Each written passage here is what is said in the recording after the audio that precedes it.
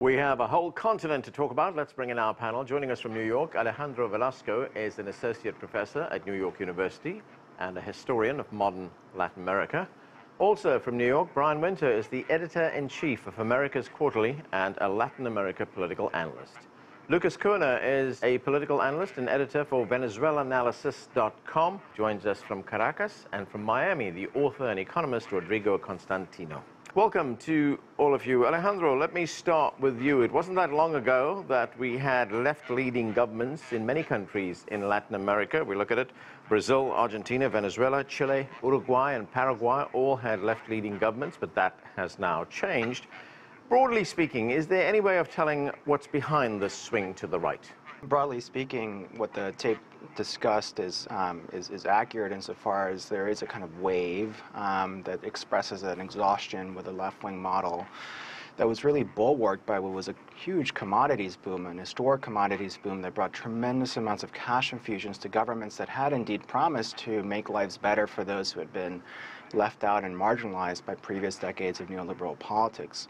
And they did demonstrably improve people's lives, but of course that commodity boom began to collapse, and as it did so, it revealed that much of that money had been misspent, had gone to feed corruption, and that of course led to a significant amount of discontent.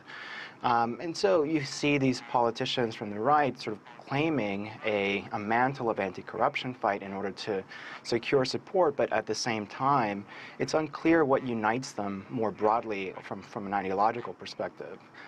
So it's hard to generalize.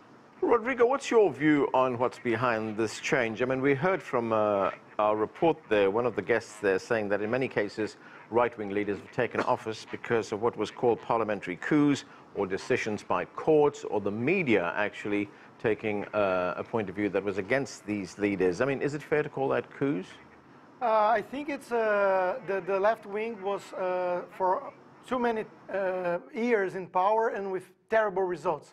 So actually, it's basically a reaction to a corrupt government all across the continent. The Foro de São Paulo, which put together those radical left-wing parties, just didn't deliver what they promised. And so corruption, bad economy, unemployment going high, and the moral values of the society as well melting down.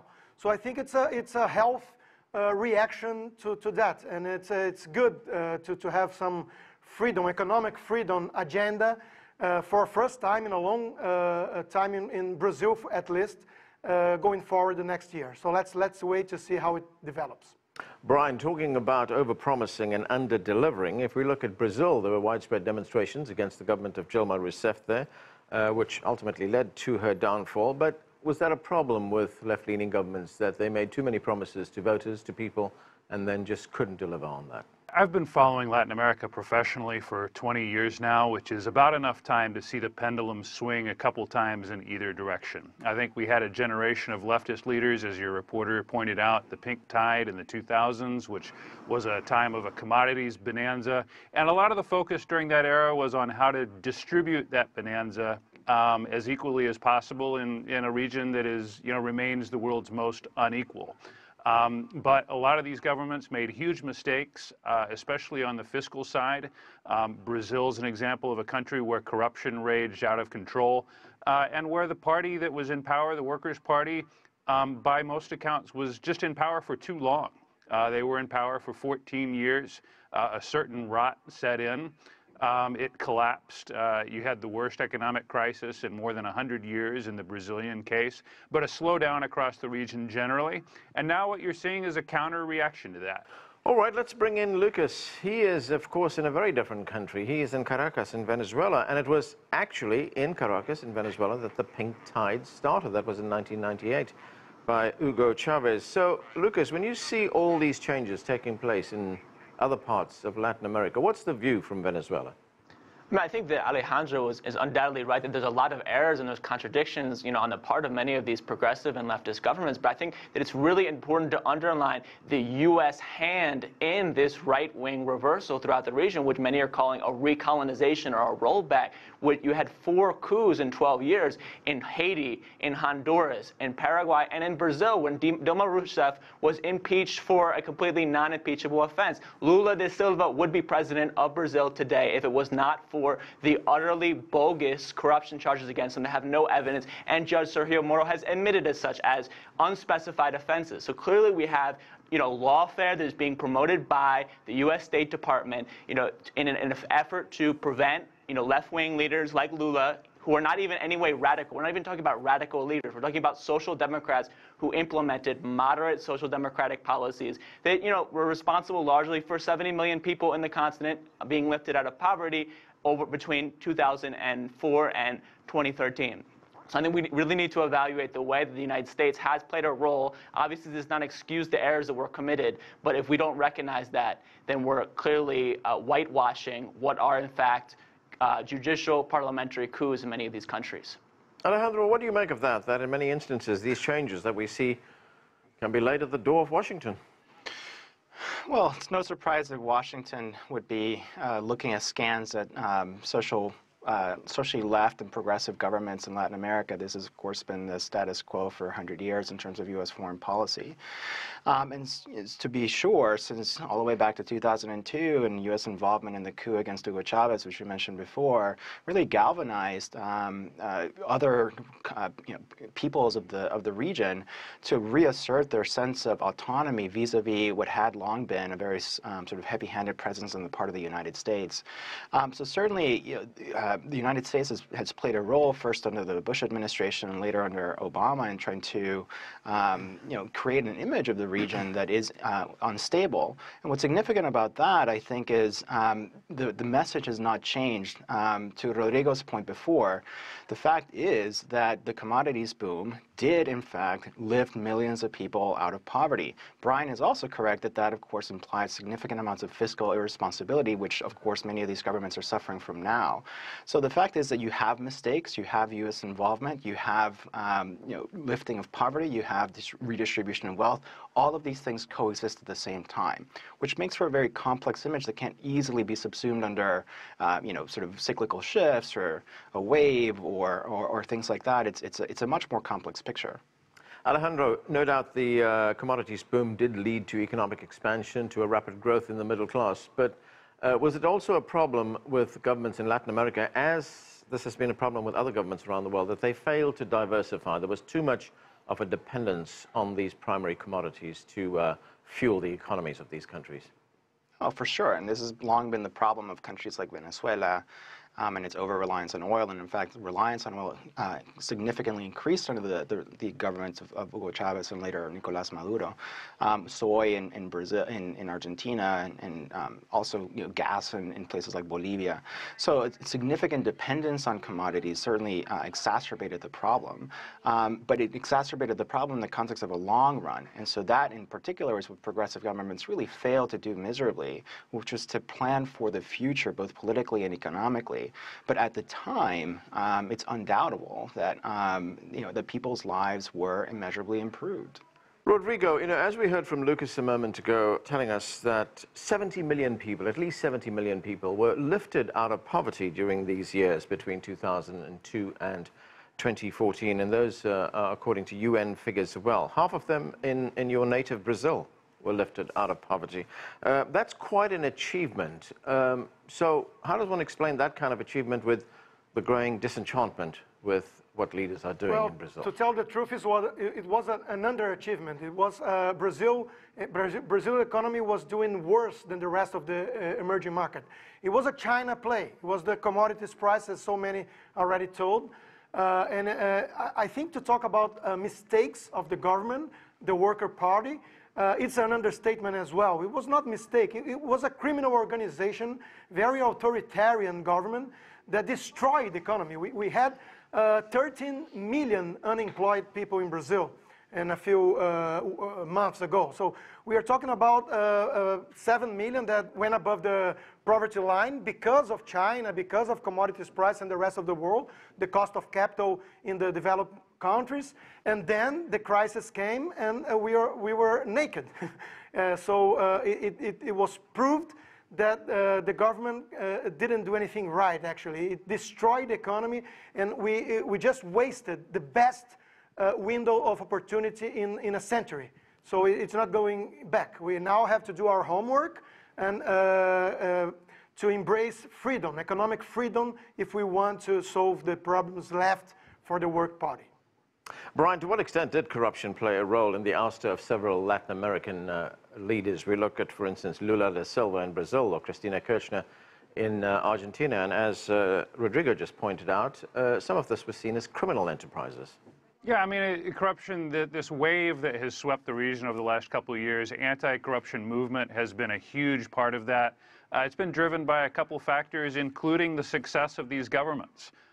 They produced a bigger middle class that suddenly was able to look beyond just sort of hand-to-mouth issues and focus on things like where their tax dollars were being spent. You also had the growth of social media, which allowed populations to keep a closer eye on what their governments were doing. It made censorship of corruption scandals harder, and it also increased their ability to go out and organize protests against corruption. You saw these things happen all across the region, in Brazil, in Argentina, in Guatemala, in Colombia, and in Peru as well. So yeah, I mean, I think that's a huge part of the story of what contributed to the ouster, the democratic ouster of the President Rousseff in Brazil, as well as some of these big changes of ideology and party in places like Argentina and Colombia. Lucas, if you look at the Brazilian president, and he's been in the news a lot recently, President Jair Bolsonaro, he's made some very controversial comments. Some would say these comments are racist, misogynistic, bigoted. Critics in Brazil say he is a threat to democracy. Others say that maybe that's overplaying it by saying that he's a threat to democracy. Yet he was elected president. How does one explain that? I mean, I think that we have to go back to what Rodrigo said about the cause of the economic crisis in Brazil, that certainly, yes, the commodities boom played a factor, but we should not forget the role of Sergio Moro and the public prosecution in ordering the major construction companies in Brazil, including Odebrecht, to shut down, which caused massive unemployment and deepened the economic crisis. This is very well documented. So obviously these comments that, you know, the PT government in Brazil was a disaster for the economy, I mean, this is ridiculous, and all, you know, economists, with the exception of a few, you know, far-right neoliberal economists like the one who is now advising Jair Bolsonaro, Paulo Guedes, who worked for Pinochet and is a Chicago boy, almost all economists agree with the success of the PT government. So I think that to look at, obviously, Jair Bolsonaro is, by all accounts, a fascist who his main accusation against, you know, both the military dictatorship in Brazil and against Pinochet is that they did not kill, that they tortured too many people and they didn't kill enough. I mean, this is a man who is, you know, preparing to declare war to, quote unquote, cleanse the country of leftists, and, you know, with all the, you know, the catastrophic human rights consequences that would entail. So I think that, and it's important to recognize that Brian Winter's publication, The Americans Quarterly, is funded by is major transnational U.S. corporate interests that have a direct stake in the massive oil reserves in Brazil, and that the Americas Quarterly has played an important role. In fact, the Americas Council, this organization, has met with Jair Bolsonaro in 2017, and, you know, by all accounts, played a role in suggesting that Paulo Guedes, the Chicago boy, be appointed as his economic advisor. This is a man who wants to now privatize everything, quote unquote, in his words. I mean, and this will be a catastrophe for the poor in Brazil. All right, let me give Brian a chance to respond to that. Brian, go ahead. Yeah, no, look, it's true that our publication is funded in part by our member companies of the Council of the Americas, but Americas Quarterly is an independent publication. And look, I mean, the notion that a bunch of companies conspired to name the next economy or the next finance minister of Brazil, it's just not true. That was a decision that Bolsonaro made more than a year ago, and, you know, we'll see what the results will be. And Rodrigo, what is your response to what Lucas was telling us about the fact that Bolsonaro is a fascist, that he is trying to cleanse the country of leftists? No, it's just absurd. I mean, these labels the left used to name anyone that is not a socialist, that's one of the reasons they lost. Because people got tired. Now we have social media. People just got tired of those lies. So, yeah, they call here in the United States everyone a fascist. So now Trump is in power, but remember that John McCain and Mitt Romney, they were all fascists as well. So they use that label to describe anyone that is not a socialist. Bolsonaro could be a little bit authoritarian, but not a fascist.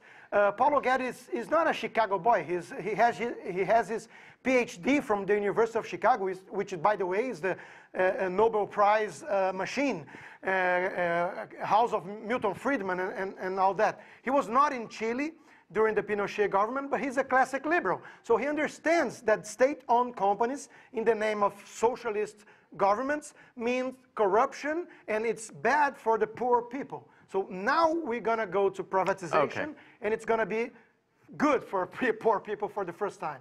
All right, Alejandro, we talked a moment ago about the role that Washington may or may not have played in these changes in Latin America. But we've also seen the election of Donald Trump here in the United States. And some have called what we are seeing in Latin America right now the Trumpification of the Latin American right. That was Foreign Policy magazine, which had a headline saying that. Do you think Trump's election here had any influence in what is happening in Latin America? Yeah, it's a contradictory influence, but before I get to that, I just want to make a point on Rodrigo's comment. I mean, I think people would be surprised, describing the poor in Latin America, would be surprised that liberal economic politics are going to help them, especially folks who lived through the 1990s era of, as I think what Rodrigo would call, complete economic freedom. You saw tremendous inequality rise during those years. So it seems to be a bit hyperbolic to suggest that a return to those years is going to be good for the poor. On the part of and the question about Trump, the reason why it's a bit of a complicated figure is because on the one hand, of course, Trump is widely reviled by certain sectors of Latin America across the ideological spectrum for the comments that he has made and sort of the actions that he's taken towards Latin America. Mexico, for instance, Trump certainly played a huge role in electing a leftist leader in Mexico, Andrés Manuel López Obrador, who sort of bucks this trend of right-wing turns. But what Trump does do, and people like Bolsonaro have certainly expressed deep admiration for Trump, is he's opened the door to making these kinds of really problematic and troubling statements that if they had been uttered by leftist leaders over the pink tide, people like Rodrigo would be castigating them tremendously. So I think what he's done is open the door to these kinds of outlandish statements that in the case of Latin America have actually significant repercussions in people's lives. So for instance, when he says that we need to go not just cleanse universities of leftists, but really sort of cleanse barrios and favelas of criminals, what that really means in the case of Brazil, and we've seen it before, is sort of open season on poor and Afro-descended peoples that constitute the bulk of Brazil's poor. So these are not just sort of empty statements, as to some extent they might be seen in the case of the United States. They will come with weight, they will come with repercussions, and they will come with significantly dire consequences for the poor of Brazil, who, I should say, did not vote for Bolsonaro. Lucas, when we look at some of the reasons why these changes are taking place in Latin America, when we look at the role Trump's election may have played there, there's some similarities and there's some differences. I mean, there has been throughout the world, we see that in Europe as well, the emergence of populist leaders. But one of the differences that has been pointed out between, say, Trump and Latin American leaders, that whereas Trump is impulsive, protectionist, and protectionist in many respects, they are not. And they're not, but what they are, the similarities that they have is that Latin American leaders are also xenophobic, and they have a tendency to attract evangelicals in those countries as well. Some politicians have even wanted to build walls between Latin American countries. I mean, is that a fair assessment? I think that any real comparison between Trump and a leader like Bolsonaro is very problematic, and given that Trump has not called to murder 30,000 people openly, and repeatedly. I mean, Trump is not calling for, the cleansing of, political movements. Trump has made absolutely abhorrent comments, but he is not, Trump is not a fascist. Jair Bolsonaro is a fascist, and I think that we should repudiate the kind of whitewashing that Rodrigo is perpetrating in this moment. And, at the same time, of course, we should understand that there's, that neoliberal economics is not what brought these right-wing leaders to power. That, in fact, it was not talking about the economy at all that brought Bolsonaro, Macri, many of these leaders. People don't vote for massive privatizations because, as Alejandro recognized, this is what brought the pink tide to power in the first place, a repudiation of these privatizations. So I think that we have to recognize that it was the ideological smokescreen of anti-corruption, which was exactly what allowed these leaders to come to power, ignoring the question of the economy and what they plan to do. Right, Rodrigo, go ahead. The corruption scandal in Brazil, the largest one, is called Petrolão. Petrolão means comes from Petrobras.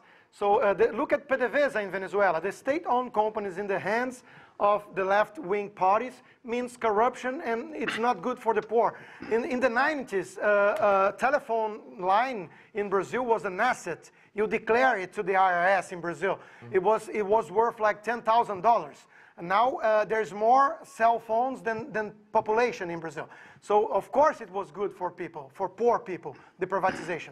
And if you look at the index of economic freedom the Heritage Foundation produces every year, Brazil is a socialist country. There's no freedom at all. So if we're going to blame the neoliberalism for the situation in Brazil, the unequal and the misery, it's just not true at all. Right. Brian, I want to go to events happening right now. The United States National Security Advisor, John Bolton, he's going to be going to Brazil.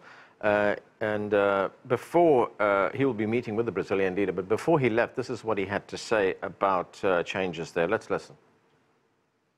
We will not reward firing squads, torturers, and murderers. We will champion the independence and liberty of our neighbors. And this president and his entire administration will stand with the freedom fighters. The troika of tyranny in this hemisphere, Cuba, Venezuela, and Nicaragua, has finally met its match. So, Brian, very hardline view there taken by John Bolton. And I should point out, of course, that Bolsonaro is not yet the president. He hasn't been sworn in yet. He's the president-elect. So, how do you see the relationship evolving between the United States and Brazil in the future? Well, first of all, I mean, regarding that first comment of Bolton's, I think it's good to see the United States standing up for democracy in Latin America. I suspect that Bolton intended his comments for the governments of Venezuela, as well as Nicaragua and the countries that he named. You could also, I suppose, interpret them as a bit of a shot across the bow or a warning for Jair Bolsonaro. There are worries that his government will see an increase in human rights violations because of statements that he's made in the past, like a policeman who doesn't kill isn't really a policeman, and many of the other statements that have been made or repeated so far on this panel.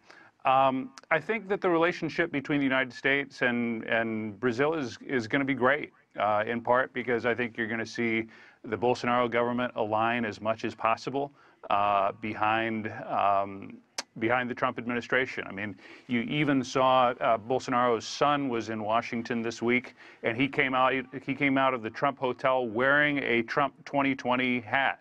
That's about as clear a statement of alignment and of intent as you can get.